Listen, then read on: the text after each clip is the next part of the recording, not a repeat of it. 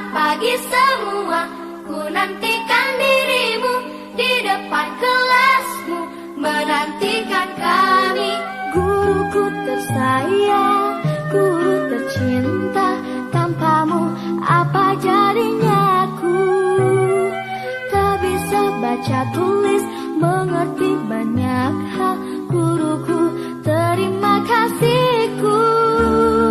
Nyatanya diriku kadang buatmu marah, namun segala maaf kau berikan. Bismillahirrahmanirrahim. Assalamualaikum warahmatullahi wabarakatuh. Selamat siang dan salam sejahtera. Yang terhormat Ibu Kepala SMA Negeri 27 Jakarta, Ibu Sriwidaya MSI. Yang saya hormati pemateri kita pada hari ini, Ibu Eka Nurfauzia SPD. Yang saya hormati Bapak Ibu SMA Negeri 27 Jakarta. Alhamdulillah pada siang hari ini kita dapat berkumpul di Aula SMA Negeri 27 Jakarta dalam rangka diseminasi budaya positif di lingkungan sekolah. Baiklah Bapak Ibu, sebelum kita membuka acara ini, izinkan saya untuk membacakan susunan acara pada siang hari ini. Yang pertama yaitu pembukaan, yang kedua menyanyikan lagu Indonesia Raya, yang ketiga yaitu doa, yang keempat sambutan dari Kepala SMA Negeri 27 Jakarta, yang kelima materi, yang keenam tanya jawab, serta yang ketujuh penutup. Baiklah Bapak Ibu, kita buka acara pada siang hari ini dengan membaca basmalah. Bismillah. Acara selanjutnya yaitu menyanyikan lagu Indonesia Raya. Bapak Ibu dimohon untuk dapat berdiri sejenak.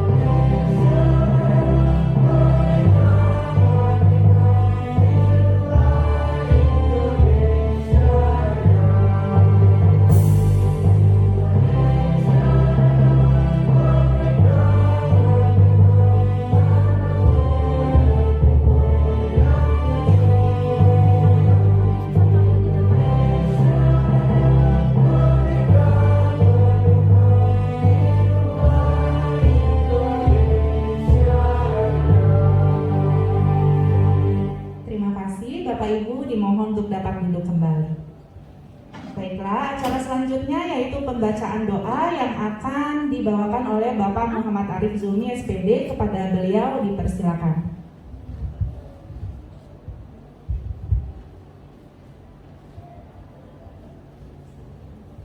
Bismillahirrahmanirrahim. Assalamualaikum warahmatullahi wabarakatuh.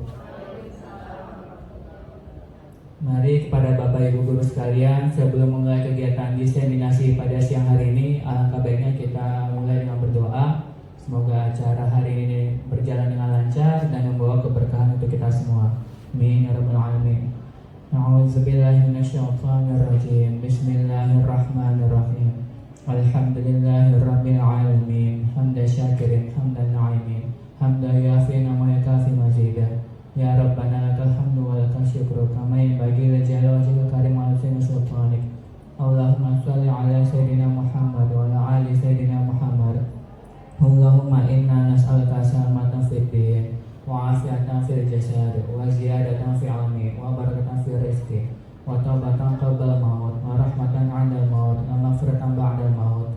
Allahumma hawwin 'alaina fi sakaratil maut wa najatan minan nar wa alfa'il hisab. Rabbana la tuzigh qulubana ba'da idh hadaytana wa hab lana min ladunka rahmah innaka antal wahhab. Rabbana faghfir lana dzunubana wal ikhwanina allazina sabaquna bil iman wa la taj'al fi qulubina ghillan lil ladzina amanu rabbana innaka ra'ufur rahim. Rabbana atina fid dunya hasanah fil akhirati hasanah wa qina azabannar. Sallallahu ala sayyidina Muhammad wa ala alihi wasallam. Walhamdulillahi rabbil alamin. Assalamualaikum warahmatullahi wabarakatuh. Waalaikumsalam warahmatullahi wabarakatuh. Terima kasih Pak Arif. Baiklah Bapak Ibu, acara selanjutnya yaitu sambutan dari Kepala SMA Negeri 27 Jakarta kepada Ibu Sriwidaya MSI, dipersilakan.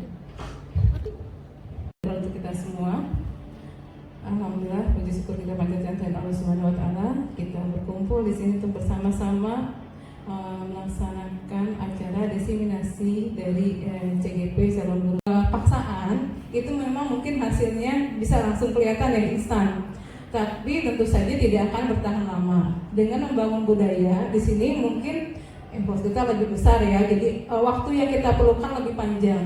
Tapi ketika itu menjadi budaya, maka dia akan bertahan lama.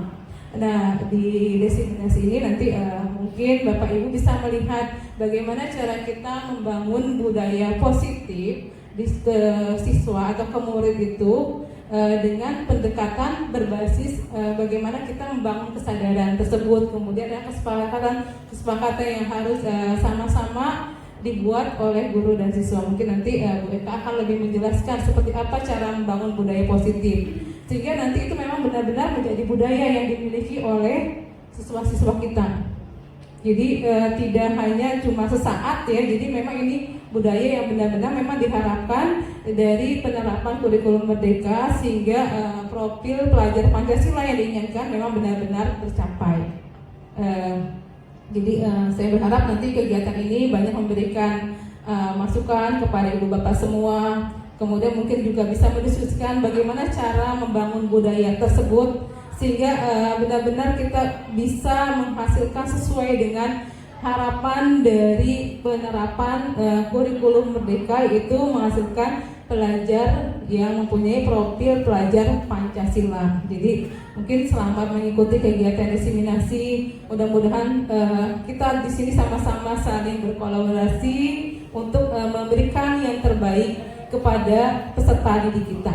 Jadi kita benar-benar sebetulnya di kurikulum merdeka itu adalah bagaimana kita memberikan layanan yang terbaik kepada peserta didik sesuai dengan kebutuhan peserta didik. Jadi memang perlu sangat usaha yang sangat keras ya, apalagi kalau misalkan melihat kondisi di sekolah SMA Negeri 27 dengan murid yang mungkin sangat beragam. Jadi memang perlu usaha yang sangat keras untuk mewujudkan hal tersebut. Jadi untuk Bapak Ibu, marilah sama-sama bersemangat semua untuk membangun budaya positif, sehingga nanti benar-benar sekolah kita menghasilkan siswa-siswi yang punya kesadaran untuk mengikuti budaya-budaya yang positif dan meninggalkan budaya yang negatif. Karena yang negatif biasanya lebih mudah untuk dilakukan ya, sedangkan positif memang harus kita bangun. Semangat semua Bapak Ibu. Assalamualaikum warahmatullahi wabarakatuh.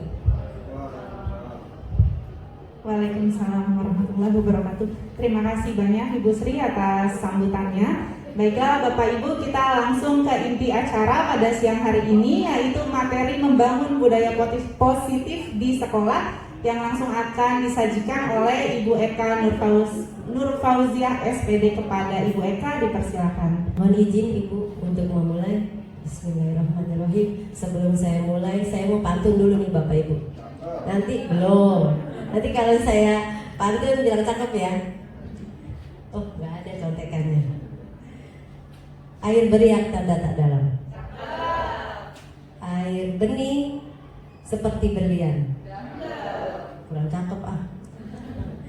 Izinkan saya mengucap salam kepada Bapak Ibu sekalian. Assalamualaikum warahmatullahi wabarakatuh. Baik, untuk memulainya saya ucapkan selamat datang kepada Bapak Ibu dalam rangka mengikuti diseminasi dari program guru penggerak, yaitu tentang budaya positif.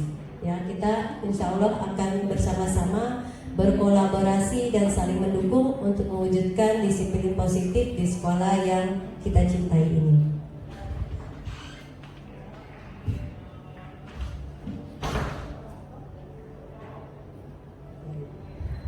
Untuk konsep utamanya ini ada 7 ya Bapak Ibu. Yang pertama yaitu perubahan paradigma belajar, kemudian disiplin positif, kemudian kebutuhan dasar manusia, selanjutnya motivasi perilaku manusia, yang kelima ada posisi kontrol, restitusi, yang keenam keyakinan kelas, dan yang terakhir adalah segitiga restitusi. Endingnya segitiga restitusi. Baik, langsung saja yang pertama yang Bapak Ibu ya, tentang pembelajaran dengan paradigma baru. Pembelajaran dengan paradigma baru ini dirancang berdasarkan prinsip pembelajaran yang terdiferensiasi. Sebelum saya lanjut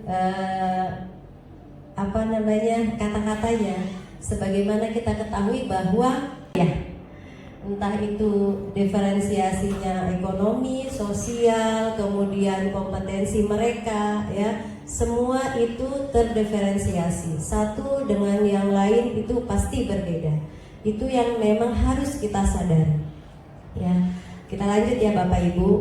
Terdiferensiasi sehingga setiap murid dapat belajar sesuai dengan kebutuhan dari tahap perkembangannya untuk mewujudkan profil pelajar Pancasila. Jadi intinya paradigma kita itu harus melihat, memang benar-benar harus disadari bahwa siswa itu memang different, gitu, tidak ada yang sama. Maka dari itu kita perlu, sangat penting untuk menjalani atau melaksanakan pembelajaran yang terdiferensiasi. Jadi enggak sama dipukul sama terarah gitu ya. Jadi tidak hanya yang disenangi saja gitu. Nah, ini adalah kebutuhan dasar manusia. Jadi ada 5 ya Bapak Ibu ya. Selanjutnya yaitu motivasi. Ini kaitannya sama motivasi. Ya, motivasi perilaku manusia. Nah, sebagaimana yang kita ketahui, motivasi itu kan dorongannya. Nah, dorongan tanpa sogokan, ancaman maupun hukuman. Ya, jadi kenapa ini anak? Karena bisa kita terapkan di rumah ya. Khususnya karena kita bicara lingkupnya sekolah, ya di sekolah gitu ya. Jadi ini pengalaman pribadi nih Bapak Ibu. Saya selalu gini sama putra saya yang kecil ya. Kalau yang besar kan sudah paham ya. Kalau yang kecil gini, Dek, besok ulangan, ada ulangan, belajar yang benar. Nanti kalau 100, nanti Bunda kasih hadiah gitu. Nah, itu sebetulnya kurang mendidik juga, karena itu efeknya panjang. Menurut kita, sebelum saya mempelajari modul ini, saya kira itu udah paling bagus gitu ya, memberikan motivasi kepada dia. Ternyata itu motivasi ekstrinsik. Jadi kalau ada hadiah dia belajar, kalau nggak ada ya udah secukupnya aja gitu ya. Nah, itu mungkin bagus, tetapi ya kalau kita mohon maaf ada rezeki, kalau nggak ada dia kan nagih ya, Bunda aku kok nggak dibeliin ini, aku dapat 100 gitu ya. Kalau nggak ada hadiah jadi nggak. Nah, ini yang salah nih ya. Saya juga pernah salah ya. Nah, setelah saya mempelajari modul ini, alhamdulillah sudah saya sedikit-sedikit terapkan di rumah. Alhamdulillah sudah ada kesadaran seperti itu. Ini yang di rumah ya, nanti kita bicara yang di sekolah.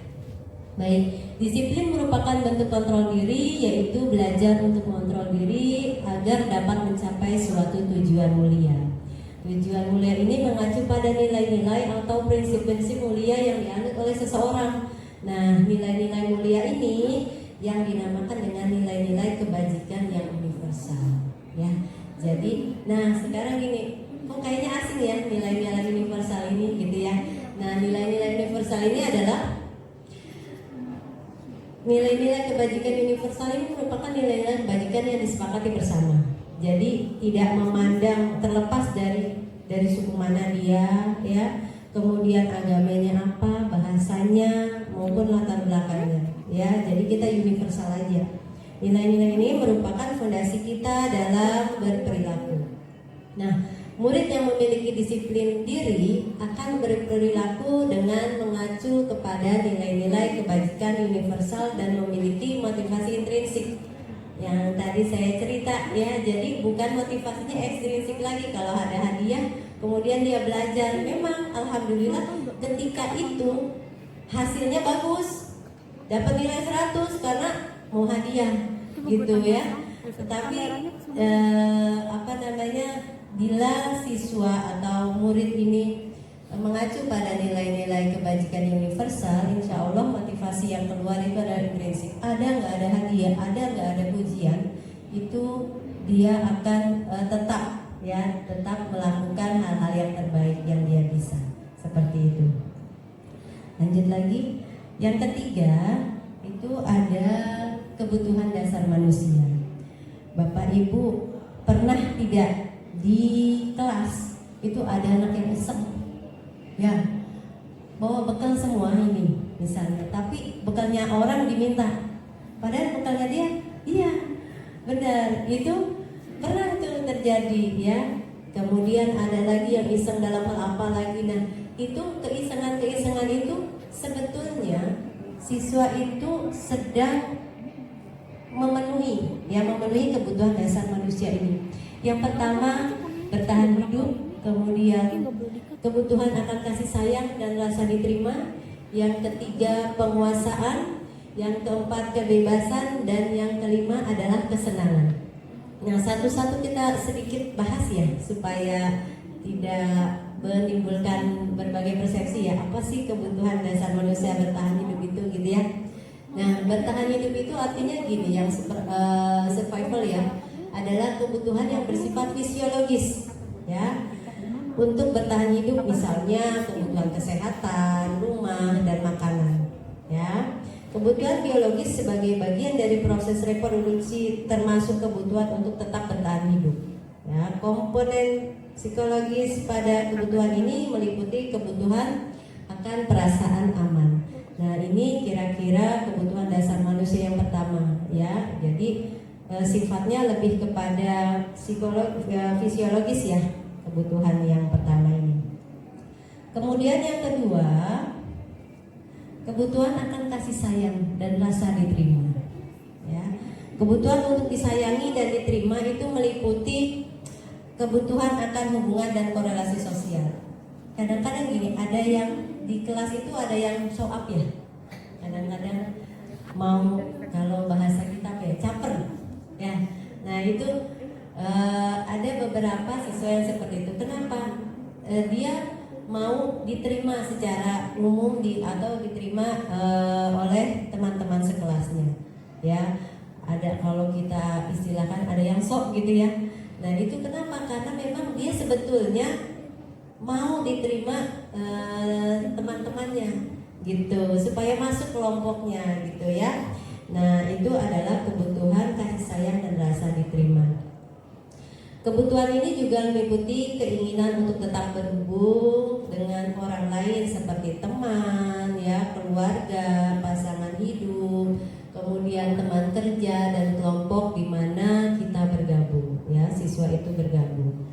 Kemudian yang ketiga, kebutuhan pengakuan atas kemampuan ya, atau penguasaan.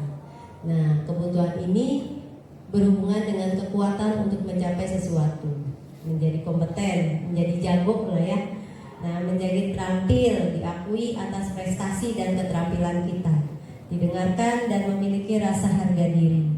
Nah, kebutuhan ini meliputi keinginan untuk dianggap berharga ya, supaya dianggapnya pintar gitu ya. Nah, itu anak-anak yang seperti itu sebetulnya mereka sedang berusaha memenuhi kebutuhan ini, seperti itu ya. bisa membuat pencapaian, kompeten, diakui, dihormati, ya. Nah, ini adalah sebetulnya kebutuhan sebetulnya kebutuhan dasar manusia. Selanjutnya yaitu kebutuhan kebebasan atau kebutuhan akan pilihan.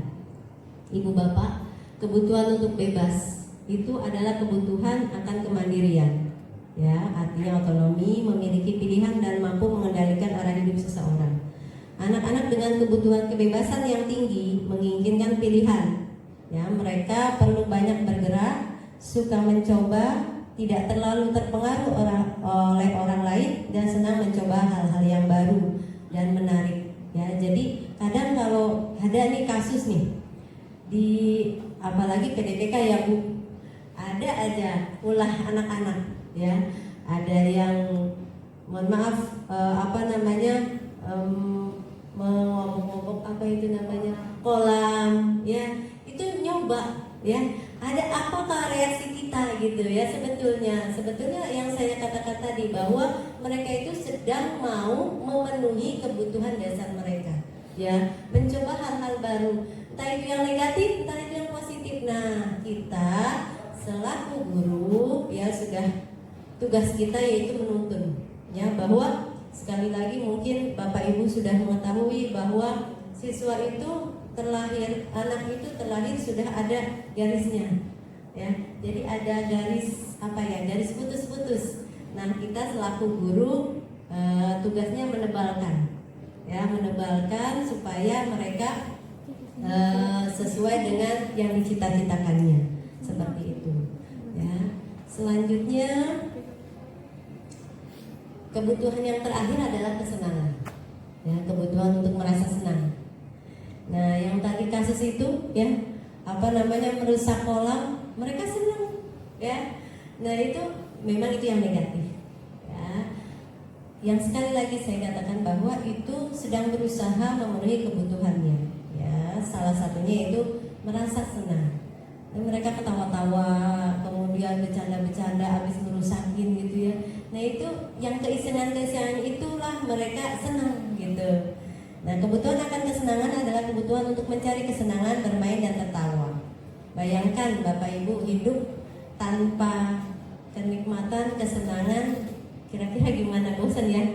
Kalau nggak ada lika-likunya, nggak ada ketawanya, ya, tidak ada yang membuat fresh gitu, kayaknya monoton, ya, tidak menarik hidup itu, ya. Nah, ini memang ada di teorinya yaitu tentang kesenangan. Gleiser menghubungkan kebutuhan akan kesenangan dengan belajar, ya. Ini kita kembali ke belajar, kalau tadi contohnya tidak, ya. Anak-anak dengan kebutuhan dasar kesenangan yang tinggi biasanya ingin menikmati apa yang dia lakukan. Mereka juga berkonsentrasi tinggi saat mengerjakan hal-hal yang disenangi. Jadi ada nih pengalaman saya, ada siswa yang senang matematika, ngerjain matematika. Kalau bila diberi tugas matematika banyak, dia sanggup saja menyelesaikan, ya. Tapi bila misalnya tugasnya ekonomi gitu, ya, karena menurut dia itu nggak senang, ya udah sebisanya aja gitu, jadi tidak maksimal. Nah, itu mungkin tugas kita untuk menuntun mereka supaya melakukan hal yang lebih terarah gitu, ya. Jadi tidak hanya yang disenangi saja gitu. Nah, ini adalah kebutuhan dasar manusia. Jadi ada 5 ya Bapak Ibu, ya. Selanjutnya yaitu motivasi. Ini kaitannya sama motivasi, ya, motivasi perilaku manusia. Nah, sebagaimana yang kita ketahui, motivasi itu kan dorongannya. Nah, dorongan itu bisa dari dalam, bisa dari luar, ya. Motivasi merupakan dorongan yang timbul pada seseorang secara sadar atau tidak untuk melakukan suatu tindakan dengan tujuan tertentu. Nah, reason alasan seseorang untuk melakukan sesuatu itu kan bermacam-macam, ya Bapak Ibu, ya. Ada yang menghindari ketidaknyamanan dan hukuman, ya, ini nanti timbul adalah motivasi ekstrinsik yang tadi sudah dicontohkan. Kalau misalnya motivasinya dari luar diri, jadi datang tepat waktu itu takut dihukum, begitu, bukan karena kebutuhan mereka untuk tepat waktu datang ke sekolah mengikuti pelajaran, bukan, ya. Bu, kamu kenapa datang tepat waktu, saya tanyakan. Bagus ya.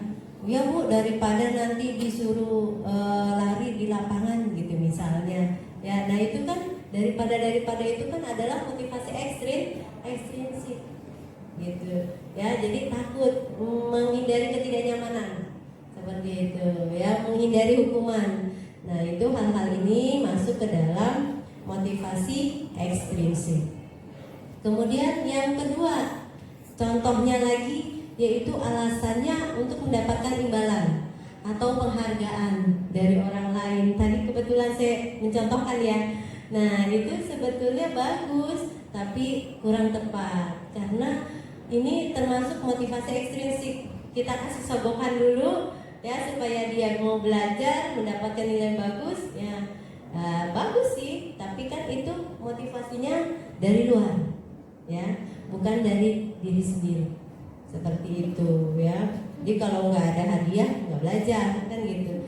Ini tidak bertahan lama kalau yang seperti ini ya, yang tadi sudah dijelaskan oleh, kebetulan sedikit dijelaskan oleh Ibu Kepala Sekolah ya. Jadi motivasi ini dari luar, jadi tidak bertahan. Mungkin berjalan beberapa waktu saja, kemudian hilang seperti itu. Nah, yang ketiga, nah ini dia yang ideal nih. Mudah-mudahan siswa-siswi SMA 27 ini menghargai nilai-nilai kebajikan diri sendiri, sehingga yang akan muncul adalah motivasi intrinsik gitu ya. Jadi si anak ini melakukan hal-hal yang baik memang tidak ada ekstrinsiknya ya. Oh, saya harus datang pagi karena nanti saya terlambat, nanti ketinggalan pelajaran misalnya. Oh, saya harus berpakaian rapi misalnya yang lengkap karena sesuai dengan kesepakatan harus berpakaian lengkap dan sebagainya. Nah, itu hal-hal yang positif itu yang dia lakukan tanpa dorongan dari ekstrinsik dari luar ya, dari orang lain. Jadi tidak perlu disuruh-suruh. Betapa bahagianya ya PDPK kalau semua anak seperti itu. Nah, ini adalah kerja keras yang memang dibutuhkan. Bila penerapan ini dimaksudkan dilakukan di SMA 27 Jakarta dengan background yang ya berdiferensiasi banget ya. Baik, mungkin itu beberapa contoh ya Bapak Ibu, motivasi orang melakukan atau anak siswa melakukan hal-hal yang memang membutuhkan motivasi. Kemudian motivasi ini akan terhubung dengan konsep disiplin ya. Konsep disiplin dengan identitas gagal nih. Kalau yang tadi kan ada yang identitas berhasil ya. Kalau dia bisa memiliki motivasi intrinsik. Nah, itu sudah terbilangnya sudah berhasil tuh. Ya, kalau siswa ini sudah taat, patuh ya tanpa disuruh. Nah, itu udah berhasil nih. Nah, sekarang kita bahas yang konsep disiplin dengan identitas gagal. Apa saja sih kegagalannya? Nah, ya, misalnya kan biasanya gini. Kalau terlambat hukumannya membersihkan lapangan misalnya. Nah, itu hukuman-hukuman seperti itu apa efeknya kepada siswa gitu ya? Yang pertama pastinya menyakitkan ya, disuruh lari lah, apalah ya. Jadi makanya menurut saya ini penting bagi kita seorang guru untuk mempelajari hal-hal tersebut ya, karena memang yang kita ketahui mungkin dalam dirinya dia hanya mau hadiah seperti itu, reward gitu ya. Nah, kemudian merusak hubungan, mematikan kreativitas. Jadi kreativitasnya itu tidak berkembang. Udah yang penting udah belajar, udah besok ulangan bisa misalnya. Tapi tidak mengembangkan, udah cukup sampai di situ saja. Seperti itu. Jadi dengan kata lain, yang namanya penghargaan itu sebetulnya mematikan kreativitas. ya sebetulnya. Tetapi kalau dalam jangka pendek itu bagus juga sebetulnya untuk motivasi awal. Menghukum dengan sistem ranking, makanya sekarang kan Bapak Ibu ketahui ya, tidak ada rankingnya, ranking berapa, nggak ada di rapot seperti itu. Nah ini kemungkinan sistem pemerintah mengacu kepada seperti ini. Ya jadi tidak rendah diri yang ranking di bawah seperti itu. Kemudian merampas hak untuk menghargai dirinya sendiri, ya. Jadi dirinya itu merasa rendah diri. Kenapa? Ya orang dikasih hadiah ya udahlah kan gitu. Ya bukan ini loh kemampuan saya gitu ya. Nah ini merupakan identitas yang gagal ya. Ada lagi ada 4 ya Bapak Ibu. Yang pertama, yang ketiga konsekuensi ya. Jadi ini beda-beda tipis nih Bapak Ibu. Hukuman ya. Kemudian tadi apa? Penghargaan ya. Kemudian konsekuensi ini beda tipis nih ya. Nanti setelah kita bahas semua bisa dilihat perbedaannya. Kalau konsekuensi itu penguatannya jangka pendek itu hampir sama penghargaan ya, tidak efektif juga. Kemudian perlu monitoring berkelanjutan. Jadi perlu diawasi terus ya. Karena kenapa? Kalau tidak diawasi pasti akan kembali lagi membelok. Gitu, tidak lurus lagi. Nah, ini memerlukan monitoring yang berkelanjutan dan panjang sebetulnya. Kemudian stimulus respon. Lanjut lagi, murid menghormati peraturan. Jadi tidak dari dirinya, ya. Balik lagi ke hukuman dan penghargaan serta konsekuensi. Jadi murid itu melakukan karena menghormati peraturan. Ya, oh aturannya begini. Itu bukan kesadaran diri sendiri. Kemudian kehilangan waktu untuk merenungi kesalahan. Kenapa? Karena biasanya guru bilangnya, tahu kan konsekuensinya apa gitu ya. Jadi oh ya udah gitu ya. Jadi enggak anak itu tidak berpikir lagi kenapa ya saya begini gitu ya. Jadi tidak sempat introspeksi gitu ya. Karena sudah kamu begini ya. Konsekuensinya ini. Ya udah kalau nggak ngumpulin nilainya berkurang gitu ya. Nah itu yang biasanya kita lakukan. Saya juga seperti itu Bapak Ibu ya. Makanya alhamdulillah sudah dapat materi ini kita perbaiki sedikit demi sedikit. Baik, yang terakhir adalah restitusi. Nah restitusi ini yang tingkatannya udah tinggi ya. Yang pertama pastinya efeknya murid itu akan bertanggung jawab untuk perilakunya. Jadi mereka memiliki tanggung jawab atas apa yang mereka lakukan. Nah, ini sudah tingkatannya restitusi, ya. Yang kedua, fokus pada pemecahan masalah jangka panjang. Jadi tidak jangka pendek lagi, ya stimulus-nya tidak sebentar-sebentar ya. Nah, kemudian murid menghormati dirinya dan orang lain. Jadi bukan menghormati peraturan, ya. Jadi kepantasannya dia, oh saya harusnya sebagai murid taat. Ya jadi enggak, oh ini takutnya begini enggak. Ya bukan seperti itu. Jadi sudah beda persepsinya si siswa nih ya. Kemudian teori kontrol atau diri sendiri yang memegang kontrol. Jadi bukan orang lain, bukan karena guru dan lain sebagainya ya. Kemudian murid bersemangat memperbaiki diri. Nah ini keunggulannya. Alhamdulillah kalau bila restitusi ini berjalan, ini murid akan memiliki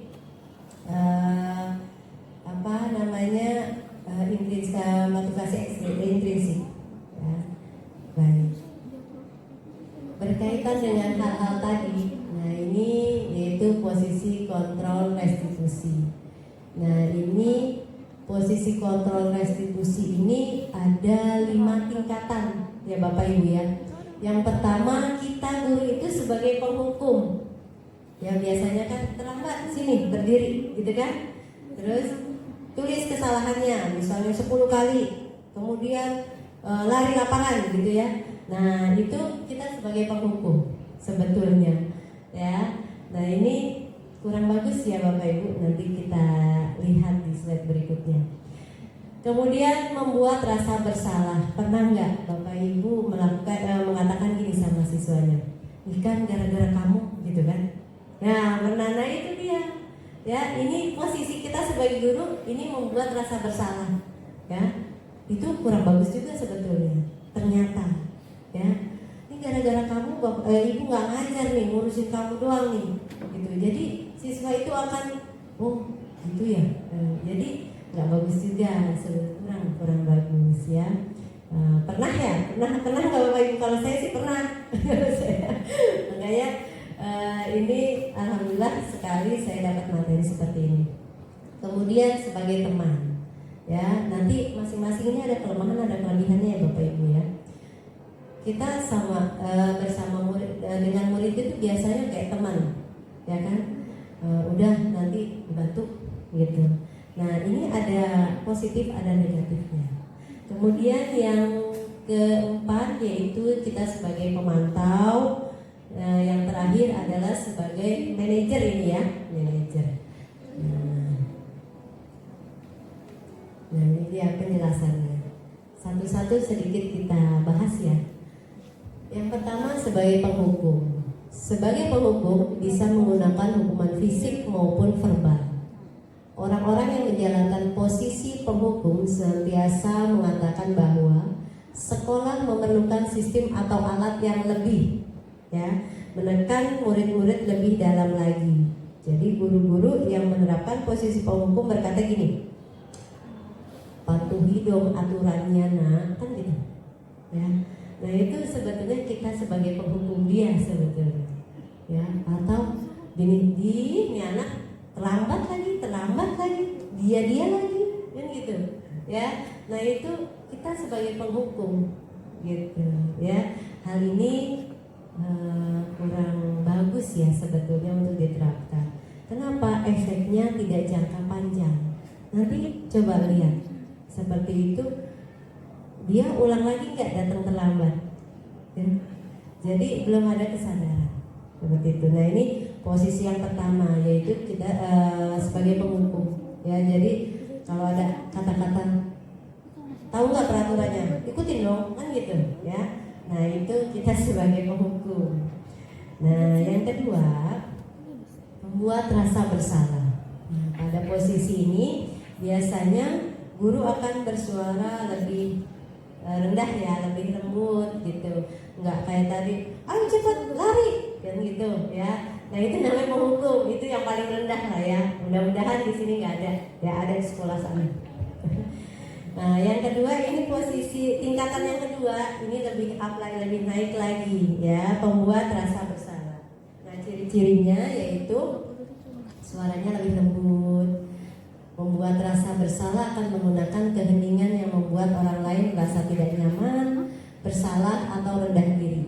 Ya, kata-kata yang keluar juga lembut. Contoh, misalnya terlambat nih, prima, saya jawab prima ya. Ceritanya kan siswa, kenapa terlambat? Ya kan suaranya kan beda dengan menghukum yang cepat lari, taruh tasnya lari, kan gitu, beda. Kalau ini membuat rasa bersalah gitu ya, suaranya agak lebih rendah gitu. Jadi kenapa sih datang terlambat? Beda ya. Nah itu ada di teori rupanya ya. Saya pernah melakukannya juga dan ternyata ini juga kurang bagus ya. Nah ini berapa perkataan lain, misalnya berapa kali sih ibu harus beritahu kamu nak supaya kamu jangan datang terlambat, ya besok jangan ya, gitu ya. Kata-katanya seperti itu ya. Jadi membuat mereka itu, oh iya ya saya salah gitu kan. Jadi merasa bersalah nih si anak ini ya. Nah ini posisi kedua setelah menghukum ya. Di posisi ini murid akan memiliki penilaian diri yang buruk tentang diri mereka. Nah ini jeleknya ya. Jadi ada efeknya ke siswa. Efeknya apa? Rendah diri. Nah ini juga yang harus kita hindari ya sebagai seorang guru, karena guru itu adalah penuntun siswa. Jadi jangan sampai kita melakukan hal-hal yang merendahkan diri siswa gitu ya. Murid merasa tidak berharga dan telah mengecewakan orang yang dia sayangi, dalam hal ini guru ya. Misalnya saya wali kelas misalnya IPS 4, kemudian ada anak IPS 4 seperti itu, terus saya bilang gitu, Prim, kenapa datangnya terlambat, aduh kan gitu ya, besok jangan lagi ya gitu. ih kamu mah kan gitu. Nah, nanti ya saya salah ya Bu, maaf ya Bu ini. Ya, tapi kan perasaan dia udah down, ya. Nah itu kita membuat rasa bersalah kepada siswa, ya. Nah ini tahapan yang kedua, seperti itu Bapak Ibu. Dan ini sebetulnya kalau bisa dirubah, dihindari, ya. Yang ketiga yaitu guru pada teman, ya. Nah pada posisi ini guru itu tidak akan menyakiti murid, nggak merasa rendah diri, nggak merasa tersakiti dengan hukuman, tidak, ya. Namun akan tetap berupaya mengontrol murid melalui persuasif, ya. Posisi teman pada guru bisa negatif, bisa positif. Biasanya kan gini, apalagi kalau olahraga, ya. Nah kalau olahraga itu, atau misalnya kalau kita sudah dekat sama siswa itu kadang kalau yang tidak tahu batasan nganggapnya gampang aja, ya kan? Gampang Bapak ini mah, nanti tenang aja. Jadi dia udah waktunya bel masuk misalnya, ya. Gampang gak bakal dihukum, gue prank kok sama Bapak itu gitu misalnya. Ya, nah itu sebetulnya ada positif, ada negatifnya. Ya, yang positifnya ada juga, ya. Positifnya ini akan bila siswa itu menyadari, oh iya Bapak ini sudah baik, jadi saya harus berlaku yang baik gitu, ya. Jadi merubah siswa tersebut. Tapi ini masih ada negatifnya seperti itu, ya. Nah bila yang positif di sini berupa hubungan baik yang terjalin antara guru dan murid. Guru di posisi teman menggunakan hubungan baik dan humor, ya, untuk mempengaruhi muridnya. Mereka akan berkata gini, ayolah bantu bapak atau bantu ibu, jangan terlambat lagi ya, gitu. Ya, senang kan dianggap teman sama kita. Tapi ada negatifnya, ada yang tadi sudah dikatakan, ya. Murid akan merasa senang dan akrab dengan guru. Ini termasuk dampak yang positif. Hanya saja ada sisi negatifnya, ya. Jadi siswa tersebut tergantung sama yang guru yang mereka anggap teman tersebut. Jadi kalau bukan jadwalnya guru itu yang piket, mereka tidak sebaik yang itu, seperti itu, ya. Jadi tergantung orangnya gitu, ya, tergantung gurunya. Nah itu yang sebetulnya kita hindari. Selanjutnya yaitu memantau. Kalau memantau kan ngawasin, ya Bapak Ibu, ya. Nah kalau ngawasin, kita bertanggung jawab atas perilaku orang yang kita awasi. Jadi kita harus melek terus, istilahnya seperti itu. Harus mengawasi terus. Tidak boleh tidak, kan gitu, ya. Kalau bila tidak diawasi, ya sudah bablas, ya, kembali ke jalan yang salah seperti itu. Itu gampangnya seperti itu. Nah dengan menggunakan posisi pemantau berdasarkan pada peraturan dan konsekuensi. Jadi masih di tahap konsekuensi, ya. Dengan menggunakan sanksi atau konsekuensi, kita dapat memisahkan hubungan pribadi dengan murid sebagai seorang yang menjalani posisi pemantau. Pertanyaan yang timbul pasti gini, ayo, tahu nggak aturannya? Nah, ya, kalau kita berkata-kata seperti itu, kita sebagai pemantau nih Bapak Ibu. Seorang pemantau sangat mengandalkan perhitungan, catatan, data yang dapat digunakan sebagai bukti atas perilaku seorang. Di meja piket itu kan ada tumpukan buku kelas, ya. Nah itu kenapa? Itu catat berapa kali, hari ini saya terlambat berapa menit, ya. Nah ini ada di tahap pemantau. Jadi sebetulnya bagus, tapi efeknya tidak akan sembuh 100%. Jadi pasti akan beberapa waktu kemudian akan diulang lagi. Coba bisa kita buktikan. Saya juga membuktikan nih, setelah saya mempelajari, saya buktikan yang terlambat itu ngulang lagi enggak, gitu, ya. Ternyata diulang lagi 2-3 kali itu dia masih terlambat, seperti itu. Jadi ini masih motivasi ekstrinsik. Nah, ini seorang pemantau sangat mengandalkan perhitungan, catatan, data yang digunakan sebagai bukti atas perilaku siswanya. Nah, ini yang terakhir, tingkatan yang paling tinggi yaitu guru sebagai manajer. Nah, mudah-mudahan kita sebagai manajer nih ya mempraktekkan guru dengan tingkatan manajer. Murid diajak untuk menganalisis kebutuhan dirinya maupun kebutuhan orang lain. Di sini menekankan bukan pada kemampuan membuat konsekuensi. Jadi apa maksudnya? Enggak, tidak seperti itu lagi. Ya, jadi membantu siswa untuk menemukan jati dirinya, kebutuhan dirinya itu apa, sebetulnya kamu punya apa, ya. Nah, namun dapat berkolaborasi dengan murid bagaimana memperbaiki kesalahan yang ada. Seorang manajer akan berkata gini, yang kamu yakini apa, nak? Nah, sebetulnya saya begini-begini, Bu. Nah, jadi dia sendiri mencari jawaban mereka sendiri seperti itu. Tidak kita kasih konsekuensi, kita tidak kasih hukuman dan lain sebagainya. Jika kamu meyakininya, apa kamu bersedia memperbaikinya? Nah, nanti kan dengan pertanyaan-pertanyaan pemantik seperti itu, dia, oh ya Bu, saya insya Allah akan memperbaiki dan lain sebagainya. Seperti itu. Nah, baik, ini adalah posisi yang tadi ya. Ada 5 posisi sebagai penghukum, pembuat rasa bersalah, teman, kemudian pemantau, dan terakhir yang tingkatannya paling tinggi yaitu kita guru sebagai manajer. Nah, mudah-mudahan sebagai manajer semua nih Bapak Ibu guru ya, mantap. Misalnya kasusnya gini, murid datang terlambat, pasti kalau guru sebagai penghukum bilangnya gini, patuhi dong aturan sekolah, nak. Sekarang lari lapangan, bersihin lapangan, seperti itu. Ya, itu kita berarti sebagai penghukum. Yang kedua, membuat rasa bersalah. Kalau murid terlambat bilang gini, udah berapa kali udah dibilang jangan terlambat, ngomongnya nggak keras, tapi kayaknya merasa membuat murid itu bersalah gitu. Kemudian yang ketiga, bila kita sebagai teman, ya tingkatan kita sebagai teman siswa, nih, ayo tepat waktu datangnya, ya. Coba buat ibu bangga, nah, coba buat ibu bangga. Jangan datang terlambat lagi, bisa nggak? Bisa Bu, gitu kan? Ya, ini yang tadi sudah dikatakan bisa positif, bisa negatif. Iya, kalau misalnya saya masih di sini, kalau saya di rotasi ke sekolah lain, oh nggak ada boneka lagi misalnya, ya udah berubah lagi. Karena itu tergantung kepada seseorang tersebut.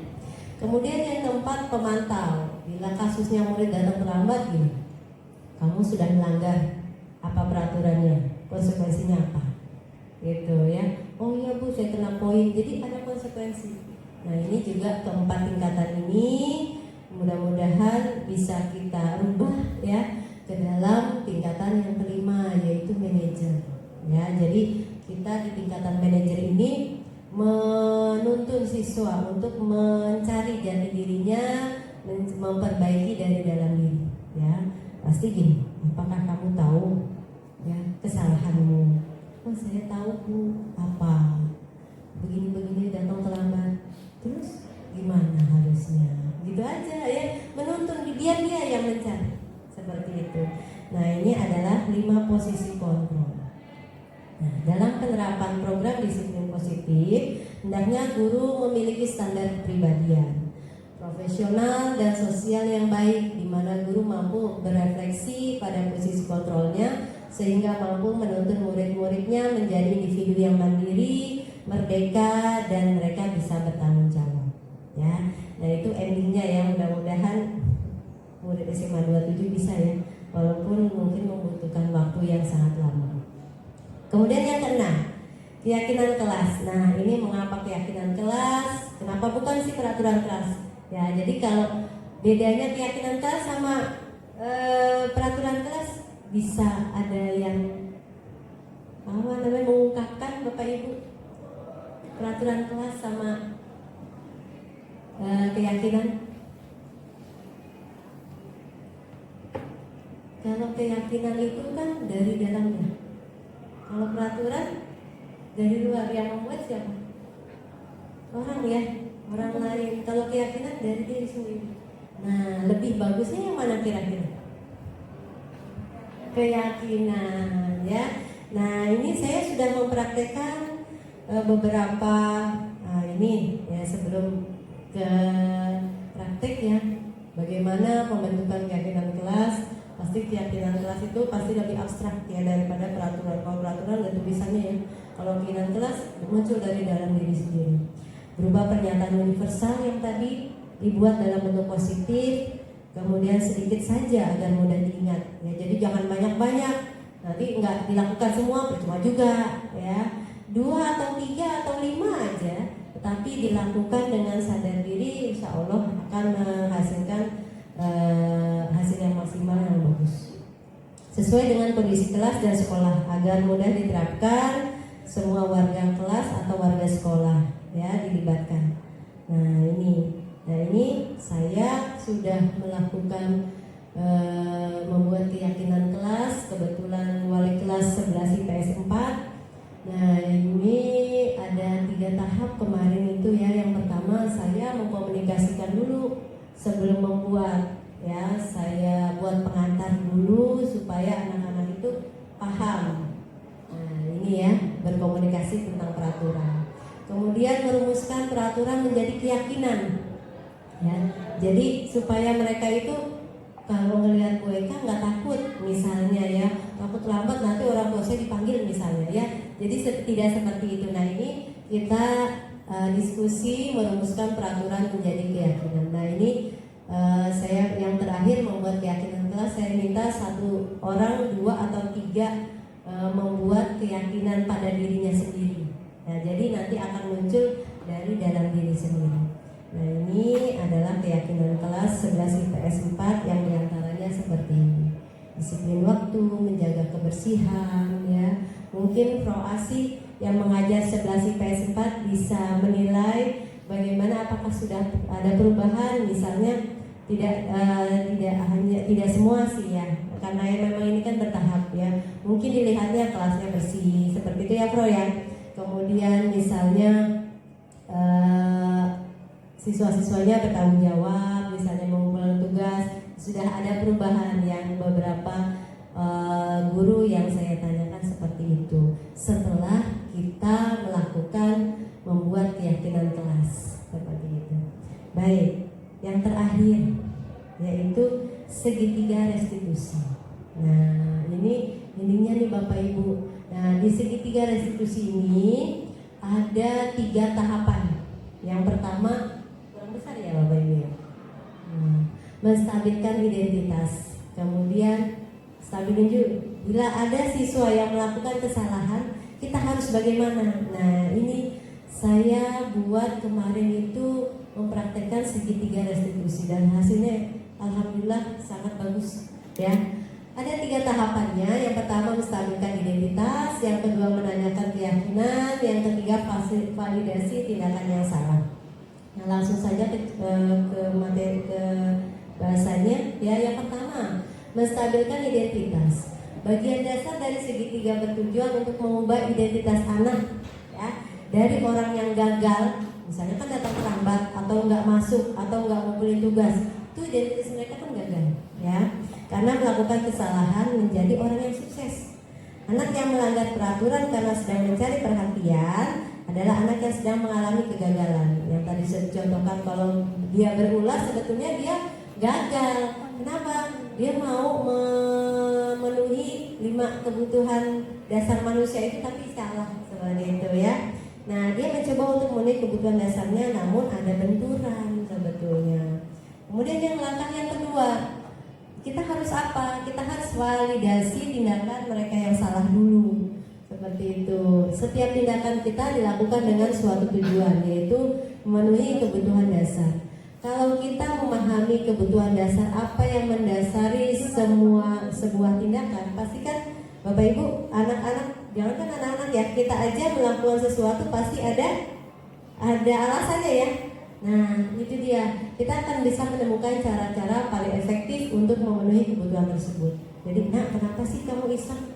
Nah ya, kalau dia mengutarakan sesuatu, nah itu kita harus sedang ada di tingkatan validasi tindakan yang salah. Selanjutnya yang terakhir adalah menanyakan keyakinan. Kebanyakan anak akan mengatakan iya bu, iya bu, iya bu gitu ya. Tapi mereka tidak tahu bagaimana cara menjadi orang yang seperti dia inginkan. Iya Bu, saya nggak mau terlambat lagi Bu, gitu. Tapi gimana caranya dia nggak tahu, ya. Nah, guru akan membantu ya si anak ini dengan bertanya misalnya seperti apa jika mereka menjadi orang seperti itu.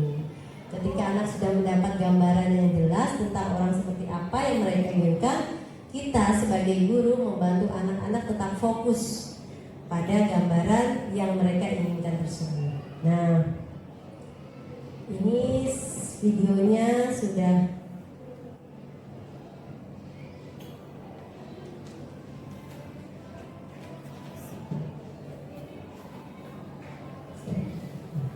nah, ini sudah saya praktekkan Bapak Ibu.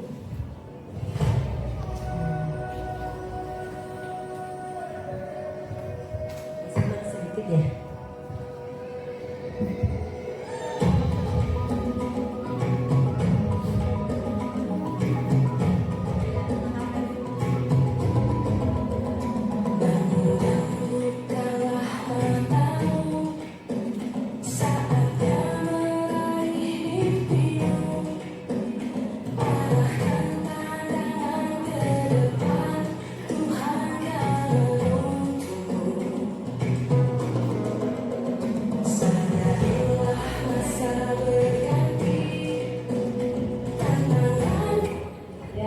Ceritanya Bilal itu datang terlambat nih. Nah, bagaimana cara kita menyelesaikannya? Langkah pertama ada menstabilkan identitas Bapak Ibu. Ya. Kita stabilkan identitas dia dulu.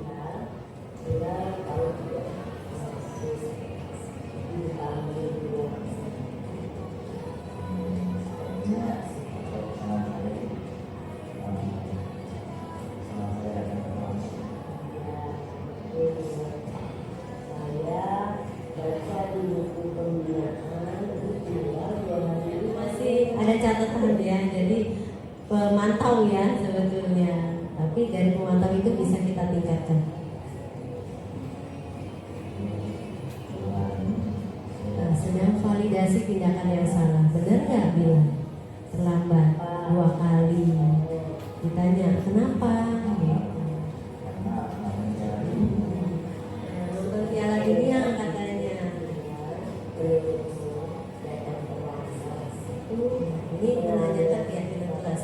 Tanya sekolah dan keyakinan kelas.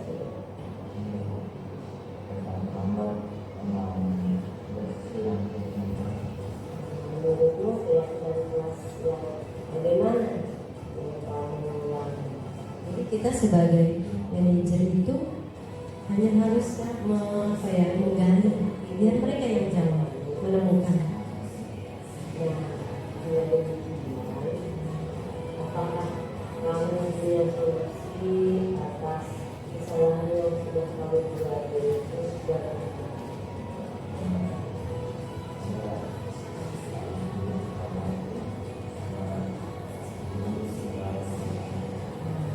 dia bilang tidurnya nggak akan terlalu malam lagi ya, biar nggak terlalu itu janjinya dia sendiri. Kira-kira kedepannya bila mau jadi seperti apa?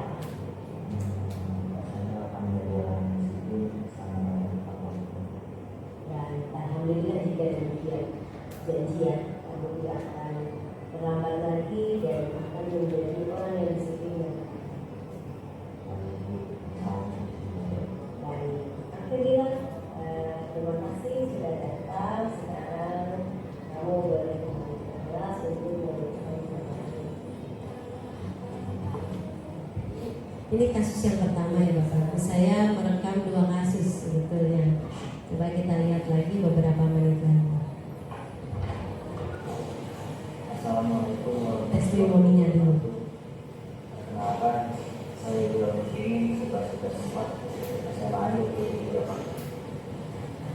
Hari ini perasaan saya sedih, tapi juga senang.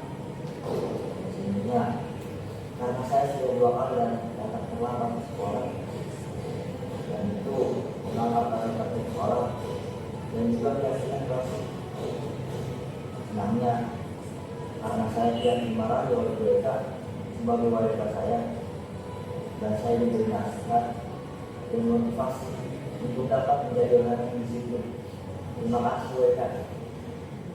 Jadi dari kasus ini pertanyaan-pertanyaan itu kita bisa menyimpulkan ya bahwa nggak perlu kita teriak-teriak seperti itu ya, karena memang itu mungkin ketika itu benar gitu ya, bagus gitu, berubah tapi tidak bertahan lama seperti itu. Nah, ini kasus yang kedua.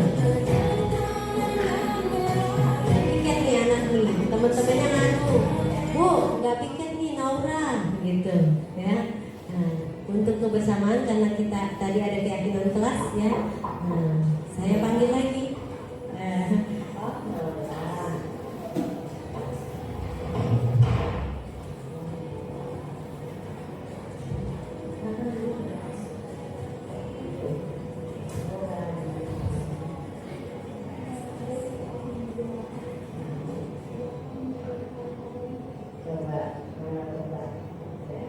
Dulu ya, saya tanya, ayo kenapa?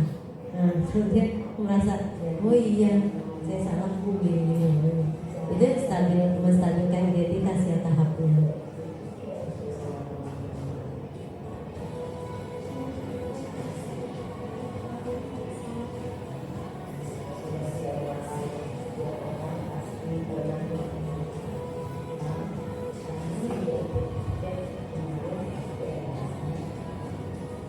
Menanyakan kebenarannya, benar nggak dia nggak piket gitu ya, validasi tindakan salah.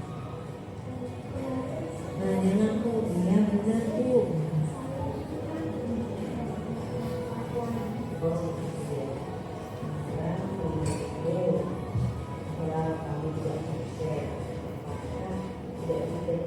Itu melanggar atau tidak sesuai dengan keyakinan kelas.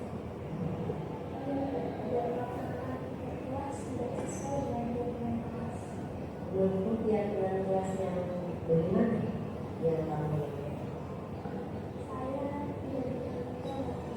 Apakah menurutmu tanggung jawab itu suatu hal yang penting dalam kehidupan? Ya demikian. Nora punya solusi nggak untuk biar mereka mencari solusi dan memperbaiki diri sendiri? Ini bila ada di tahap manajer.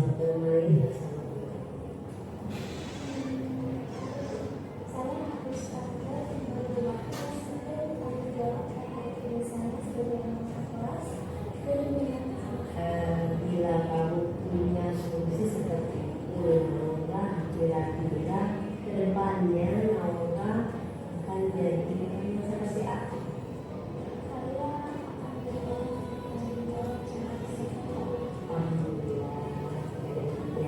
Jadi ya, kamu bertanya menjadi orang yang bertanggung jawab, tidak melanggar keyakinan saya. Dan Naura sekarang. Assalamualaikum warahmatullahi wabarakatuh. Perkenalkan saya nama Salsabila dari kelas 11 Sport SMA Negeri 27 Jakarta. Hari ini perasaan saya bercampur antara menyesal dan senang. Menyesal karena tidak mengikuti PF kelas dan itu melanggar keyakinan kelas saya. Senangnya adalah saya tidak dimarahi PF wali kelas. Beliau memotivasi dan menasihati saya untuk menjadi orang yang bertanggung jawab. Terima kasih banyak. Jadi dengan menerapkan segitiga restitusi pada masalah yang terjadi akan menempatkan kita pada posisi kontrol manajer. Nah, hal ini adalah posisi kontrol yang paling ideal. Dengan kontrol ini, maka aspek yang dikembangkan pada murid adalah motivasi intrinsik. Jadi mereka tidak ekstrinsik lagi, ya, kesadaran diri. Jadi seperti yang tadi testimoni yang sudah kita sama-sama dengarkan. Jadi mereka sadar seperti itu dan insya Allah tidak akan mengulangi.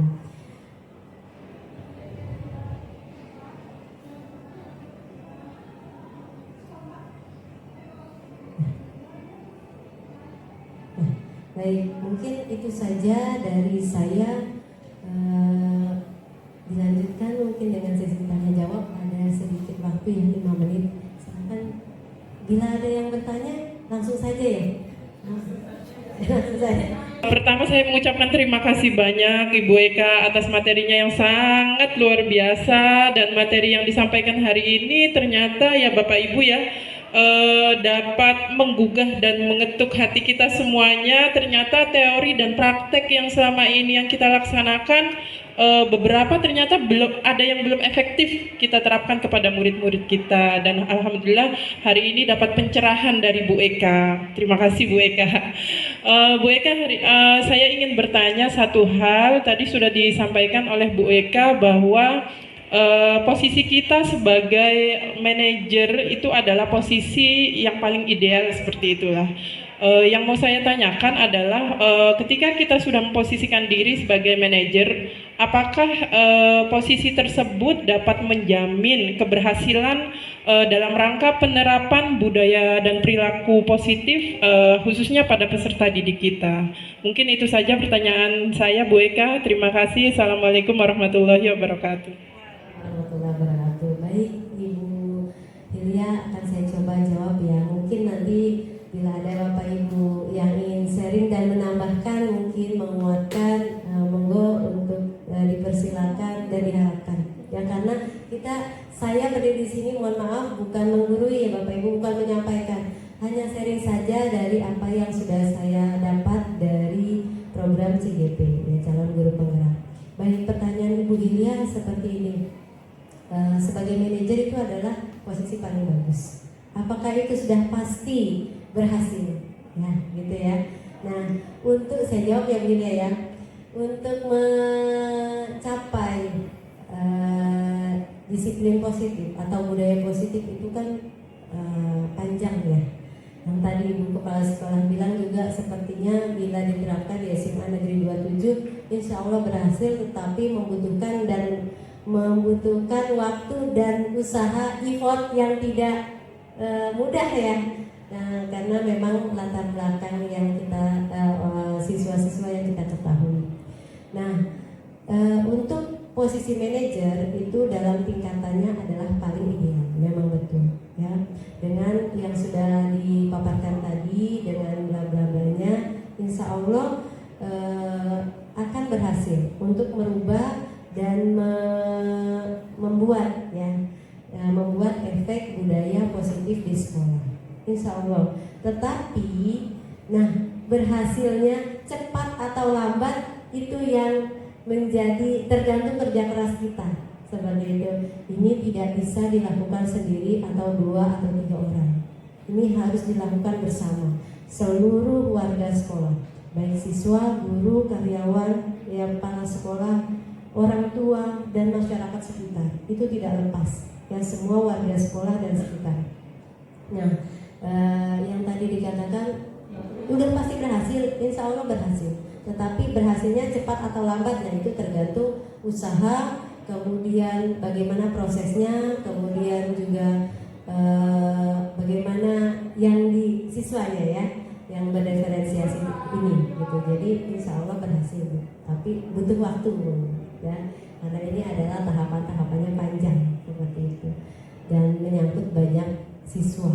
Nah, mungkin itu ya Bu Hilya yang bisa saya sampaikan. Oh, Ibu MC sudah berdiri, saya kembalikan kepada Ibu MC. Terima kasih Bu MC. Alhamdulillah, Masya Allah, ternyata materi yang disampaikan Bu Eka pada siang hari ini membuat saya sendiri ternyata berkaca, apalagi saya mantan PDPK yang notabene saya sendiri jaga di lobi dan menghadapi anak-anak yang terlambat.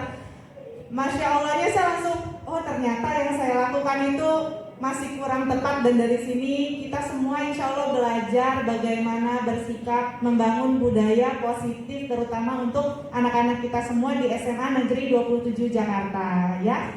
Baiklah, pada siang hari ini jam sudah menunjukkan hampir pukul 3, lalu mau tidak mau kita harus menutup acara ini seperti itu. Bapak Ibu, saya memohon maaf selaku MC jika ada salah-salah kata yang kurang berkenan di hati Bapak Ibu. Marilah kita tutup acara ini dengan membaca hamdalah. Alhamdulillahirabbil alamin. Saya akhiri wabillahi taufiq wal hidayah. Wassalamualaikum warahmatullahi wabarakatuh.